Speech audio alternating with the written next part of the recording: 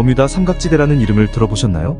이곳은 대서양 북부에 위치한 한국의 10배가 넘는 면적을 가진 거대한 삼각형 지역입니다. 이 지역은 세 꼭지점을 이루는데 이들은 북아메리카 대륙의 미국 플로리다주 마이애미, 버뮤다 제도, 그리고 카리브해의 프로비던시아 섬을 잇는 선들로 이루어져 있습니다. 이렇게 이어진 선들이 삼각형을 형성하며 이로써 버뮤다 삼각지대라는 이름이 붙게 되었습니다.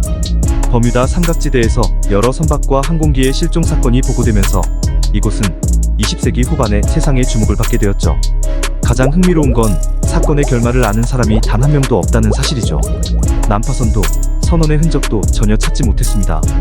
어떤 이들은 이 미스테리가 수세기 전에 크리스토퍼 콜럼버스 시대부터 시작되었다고 주장합니다. 콜럼버스는 1506년에 사망했으므로 어쩌면 이 미스터리는 수세기 전의 대항해 시대부터 시작됐을 수도 있습니다. 하지만 대중에게 널리 알려진 건 19세기에 발생한 사건부터였습니다. 사건이 몇 건이나 발생했는지 확인할 방법은 없지만 사람들은 아마도 현재까지 실종된 항공기와 선박이 수백에서 수천 대에 달할 것이라고 말합니다. 그중 유명한 한 사건은 테일러 대위 사건입니다. 사건이 시작된 건 1945년 12월이었습니다. 세계 2차 대전이 끝난 지 몇 개월 후 해군의 폭격기 5대가 비행훈련 목적으로 플로리다에 있는 기지를 떠나 대서양으로 향했습니다. 비행 계획은 단순했습니다. 동쪽으로 날아가 폭격 연습을 마친 후 기지로 복귀하는 단순한 임무였죠. 첫 번째 임무는 잘 끝났습니다. 경험 많은 테일러 대위가 이끈 19편대는 훈련을 마치고 동쪽으로 전진했습니다. 그런데 1시간 30분쯤 이동했을 때 테일러 대위는 기체의 나침반이 이상하게 움직이는 걸 발견했습니다. 기지가 북쪽이라고 생각한 대위는 관제탑에 좌표를 요청했고 관제탑은 북쪽으로 계속 진행하라고 답했습니다.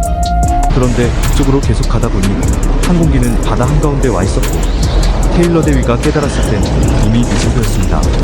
다시 육지로 돌아가기에는 남은 연료가 부족했죠. 편대가 기지를 떠난 지 4시간이 조금 넘었을 때 해군기지는 테일러가 다른 조종사들에게 바다에 비상 착륙할 것을 명하는 무전을 들었습니다. 그 후로 19편대의 소식을 들은 사람은 아무도 없었습니다.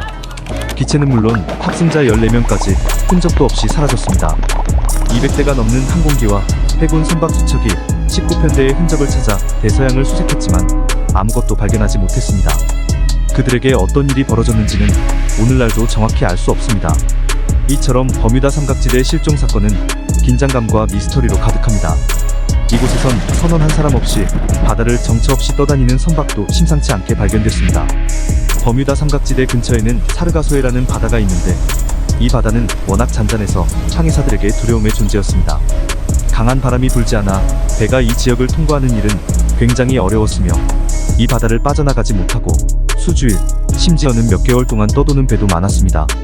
물과 식량이 부족해 죽을지도 모른다는 위기감을 느낀 선원들은 배를 버리고 보트에 몸을 싣고 육지를 향해 가기도 했습니다. 그렇게 버려진 선박들은 아무도 태우지 않은 채 수년 동안 바다를 정처 없이 표류하기도 했죠. 한마디로 유령선이 된 겁니다. 그 중에는 2015년에 버뮤다 삼각지대에서 허리케인에 휩쓸려 실종된 화물선 엘파로도 있습니다. 이 난파선은 바다 밑바닥에서 발견되었지만 선원들의 흔적은 하나도 찾지 못했습니다. 앞에 허리케인이 있다는 걸 몰랐을까요? 레이더가 정상적으로 작동하는 걸 방해하는 뭔가가 있었을까요? 버뮤다 삼각지대에서 발생한 이런 실종 사건들의 진실은 무엇일까요? 외계인의 소행이라고 주장하는 사람들도 있고 불길한 우연의 연속이라고 주장하는 사람들도 있습니다. 이 불가사의한 장소에서 벌어진 사건들을 설명하기 위한 다양한 가설들이 제시되고 있지만 아직까지도 확실한 답은 찾아지지 않았습니다. 그렇다면 버뮤다 삼각지대의 비밀은 영원히 미스터리로 남을까요? 아니면 언젠가 그 진실이 밝혀질 날이 올까요?